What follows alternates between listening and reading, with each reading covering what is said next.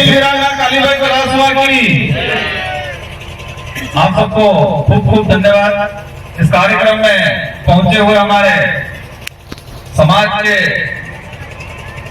अग्रणी सेवानिवृत्त कर्मचारीगण, साथ ही हमारे भक्ति मार्ग में काम करने वाले गोविंद गुरु महाराज और संत सुखपाल महाराज के भगत मेट कोटवाल गाजीपुरी। इस कार्यक्रम में हमारे नवचयनित कर्मचारीगण 10वीं और 12वीं पंचायत समिति सिमरवाड़ा, चिकली और झोटरी के प्रत्येक स्कूल से टॉपर बच्चा हमारे बीच में आप पहुंचा हुआ है। साथ ही समस्त जनप्रतिनिधिगण, सामाजिक कार्यकर्ता, आप सबका इस कार्यक्रम में खूब खूब आभार, धन्यवाद। सबसे पहले इस कार्यक्रम को सफल बनाने के लिए रात दिन मेहनत करने वाले हमारा गेजीघाटा के भाई,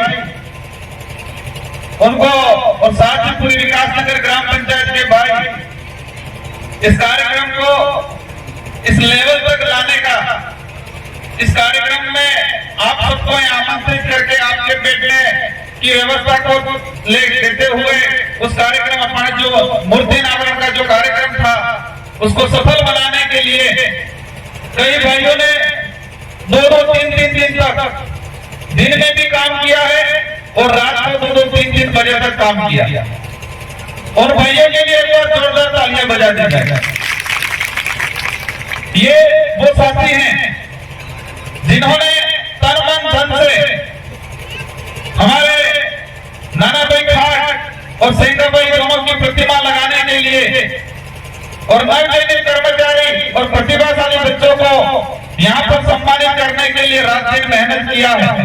साथ ही हमारे पड़ोस में हमारे जुझारू कर्मचारी जो आयोजन कमेटी, उनको हमने हाई पावर कमेटी का नाम दे दिया है। आज ये लगभग 8 से 10 दिन से तैयारी कर रहे हैं और बच्चों को घर तक पहुंचने के लिए, बच्चों तक फोन से संपर्क करने के लिए, सेवानिवृत्त कर्मचारियों की सूची कलेक्ट करने के लिए उनको भी मेरी ओर से, आप सबकी ओर से तहे दिल से धन्यवाद देना चाहूंगा। ये जो कार्यक्रम रख किया है, इस कार्यक्रम का मूल उद्देश्य ये है कि हमारे आदिवासी समुदाय का इतिहास आगे आए।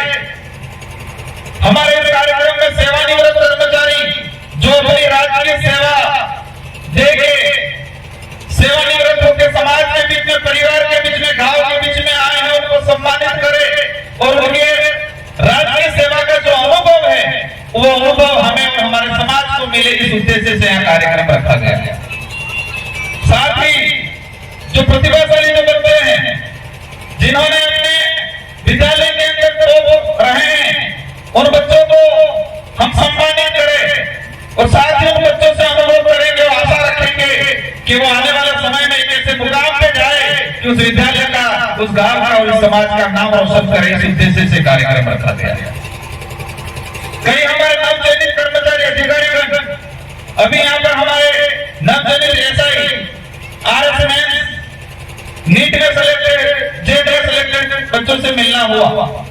कई साथी मेरे हम उम्र हैं, उन सबसे हमारा अनुरोध है कि आपकी मेहनत, आपके परिवार की मेहनत और जिस समाज के आधार पर हम सर्टिफिकेट लगा के यहाँ तक पहुंचे हैं, तो आपसे अनुरोध है कि आपको उस परिवार को, उस गांव को और उस समाज को भी ध्यान में रखते हुए अपने राज्य की सेवा संपन्न करनी है। और उनसे अनुरोध करना चाहूंगा कि आप कम से कम 10 बच्चों को आज से टारगेट रख ले जो नवचयनित हुए हैं।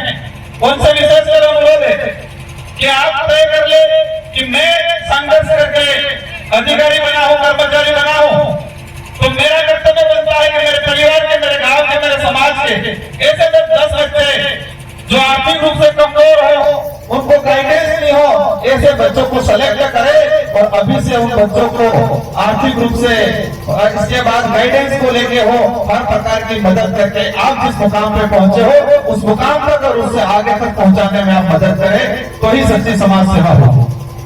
कई बच्चे हमारे यहाँ अभी सम्मानित हुए 10th क्लास, 12th क्लास के 12वीं के। हमें एक तरफ खुशी भी है, एक तरफ दुख है। दुख इस बात का है कि बच्चियां संख्या ज्यादा है, बच्चे बिल्कुल कुपोषित अल्पसंख्यक मत की ओर जा रहा है। लेकिन किस्सा सुना दो, इसी मंच से पिछली बार ये जगह, इसी जगह से हमने अनाउंसमेंट किया था कि हम यहाँ से प्रत्येक हो 10 बच्चे टॉपर बच्चों को हवाई यात्रा करा के दिल्ली की टॉप यूनिवर्सिटी को संसद भवन की विजिट कराएंगे। हम लेके गए, लेके जाने के बाद एक तरफ खुशी थी, पूरे इलाके में अच्छा माहौल था, मुझे भी खुशी थी, बच्चों के अंदर भी उत्साह था। लेकिन जब सूची तैयार हुई तो 40 टॉपर बच्चों में से 34 बच्चियां थी, 6 बच्चे थे शायद। और जब इनको दिल्ली लेके गए संसद भवन, मैंने एक सांसद से उनसे बात करके मैंने संसद भवन की विजिट का पहले से परमिशन करा रखा था। और संसद भवन के रिसेप्शन के अंदर बैठे और उसी दौरान एक दूसरे स्कूल के बच्चे भी आए हुए थे।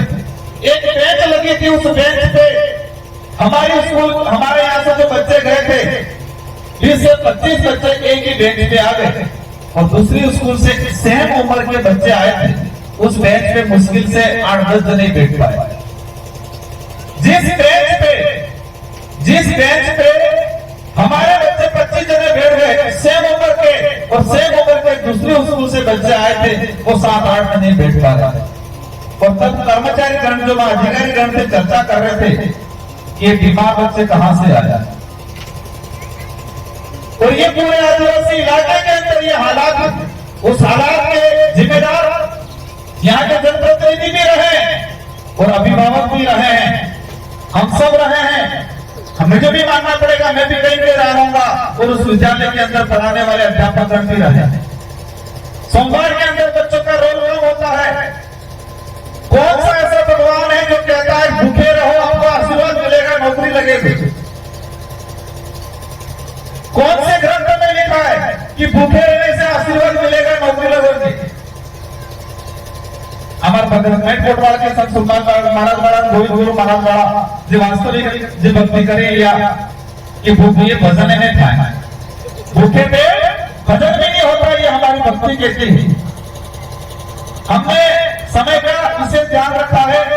मैं भी हमारे संचालक साथी की एक जो विपरीत तूफान जो आया, उस तूफान को भी धन्यवाद देना पड़ेगा कि इसने अभी राहत दी हम सबको। इस तूफान की वजह से कई जगह के मानसिक मतलब एक उद्देश्य बना था, यहाँ आना था, कई जगह इधर उधर हुआ और उसकी वजह से कहीं थोड़ा डैमेज हुआ कार्यक्रम।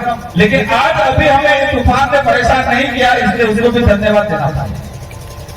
तो मैं जो कहना चाह रहा था कि आज से जो सेवानिवृत्त कर्मचारी है वो ठान के जाए कि हम राज्य की सेवा कर निभा के आए, तो राज्य की सेवा निभा के आने के बाद हमको सामाजिक सेवा में योगदान देना है। एक हमारे बीच में वकील बैठे रमेश जी, उनके 95 साल उम्र हुए, 95 साल उनकी उम्र हुई है। मैंने उनको पूछा कि आपकी ये जो चेहरे पे जो चमक है और आप ये जो फुर्तीला है उसके पीछे राज क्या है? तो उन्होंने कहा इसके पीछे एक ही राज है, खाना तो मैं मक्की की रोटियां दाल वही खाता, मिर्ची खाता हूँ। एक ही राज है कि मैं रात दिन अपने गांवों में समाज के बीच में घूमता रहता हूँ, वही सबसे बड़ा राज। तो जितने सेवानिवृत्त कर्मचारी उनसे मेरा अनुरोध है कि राज की सेवा में आप लेके आए, लेकिन अब समाज सेवा का काम करें और समाज हित में काम करें। आसपास जो गरीब बच्चे हैं उनको सहयोग करें आर्थिक रूप से, और जो कमजोर बच्चा है उनको अच्छे छात्रावास में एडमिशन दिलाने की मदद करें। आपका जो पैसा है, आपका जो अनुभव है वो समाज हित में काम आए, ये अनुरोध करना चाहेंगे। और जितने जो बच्चे आए हैं सारे बच्चों से अनुरोध है कि आप आज से ठान ले कि मुझे भी ऐसा काम करना है कि आने वाले समय में मेरे परिवार का नाम गौरवान्वित हो। आज आपको सम्मानित किया, आपको परिवार में गांव में इज्जत मिलेगी, लेकिन इससे भी बड़ा काम करना है कि पूरा जिला और पूरा देश और पूरा समाज हमको जाने, इतना बड़ा काम करना है। दिल्ली यूनिवर्सिटी से प्रोफेसर आए थे, उन्होंने कहा कि यहाँ का लक्ष्य 3rd grade 2nd grade constable तक नहीं रखना है, आगे भी बढ़ना है हम। और ये शिक्षा हम समाज का, हमारे परिवार की गरीबी मिटाना चाहते हैं, तो शिक्षा सबसे बड़ा हथियार है। और आप शिक्षित रहोगे। गौरव जी ने बताया था कौन से वाले लिखे पढ़े लिखे बनता है। कई जगह देखा है हमने, मैंने भी RS की तैयारी की थी। सौभाग्य कहो या दुर्भाग्य कहो, SI की तैयारी की थी, वो समय पे नहीं हो पाई। 17 फरवरी 2016 और इधर राजनीति में आ गए। अब आप ही तय करोगे, सौभाग्य दुर्भाग्य है, लेकिन आपको एक कहना पढ़े लिखे और लिखे पढ़े में राजनीति का अंतर। कई लोग अधिकारी कर्मचारी बन जाते हैं, लेकिन उनको समाज के एबीसीडी नहीं पता है। रिजर्वेशन का फायदा तो ले लिया, लेकिन रिजर्वेशन किस आधार पे मिल रहा है, कैसे मिला, मुझे उसका आता पता नहीं। तो ऐसे लिखे पढ़े अधिकारी और ऐसे लिखे पढ़े कर्मचारी भी हमको नहीं बनना है। हमको वास्तविक शिक्षा लेके परिवार का, खुद का, समाज का उद्धार कर सके, ऐसे लिखे पढ़े अधिकारी कर्मचारी बनना है। आप सबका लक्ष्य ऊंचा होना चाहिए। आज कई जगह कहते हैं मुझे हर इलाके के अंदर, आज मैं विधायक बनाने में 84 की जनता का रोल रहा, आदिवासी समाज का, आदिवासी परिवार का रोल रहा। लेकिन विधायक बनने के बाद विधायक निभाने में किसका रोल रहा? शिक्षा का रोल रहा। किसका रोल रहा? शिक्षा का रोल रहा, परिवार का रोल रहा और आदिवासी परिवार की विचारधारा का रोल रहा। इसलिए आपको शिक्षित बनना है, पढ़ना है और हमारे यहाँ पर डीजे वाला और ये इधर लड़ाई झगड़ों वाला इस माहौल से दूर बचना है। हम चाहते हैं ये आदिवासी प्रेरणा स्थल बना रहे हैं। यहाँ पर सारे महापुरुषों, आदिवासी के जितने जो प्रेरणादायक महापुरुष है, हम सबकी प्रतिमा लगाने का काम करेंगे और आने वाले समय में हम यहाँ पर लाइब्रेरी भी खोलेंगे, डिजिटल लाइब्रेरी भी खोलेंगे और हमने अभी ऐसी किताबें मंगाई है जो समाज के अंदर काम आए, वास्तविक इतिहास को समझे, संविधान को समझे। ऐसी किताबें जुलाई के अंदर लगभग हम सभी सीनियर स्कूलों में बंटवाने का काम करेंगे। इन्हीं शब्दों के साथ आप सबको खूब खूब धन्यवाद। अंत में सेवानिवृत्त कर्मचारी से निवेदन किया, उसको अवश्य याद रखे। नवनियुक्त कर्मचारी से मैंने जो अनुरोध किया, उसको अवश्य याद रखे।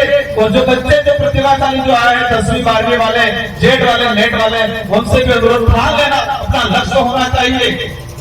समय के साथ इस लाइन में नहीं जाना कि मेरी सहेली ने साइंस ले ली 10वीं के बाद, तो मैं भी साइंस ले लूं, उस लाइन पे नहीं जाना है।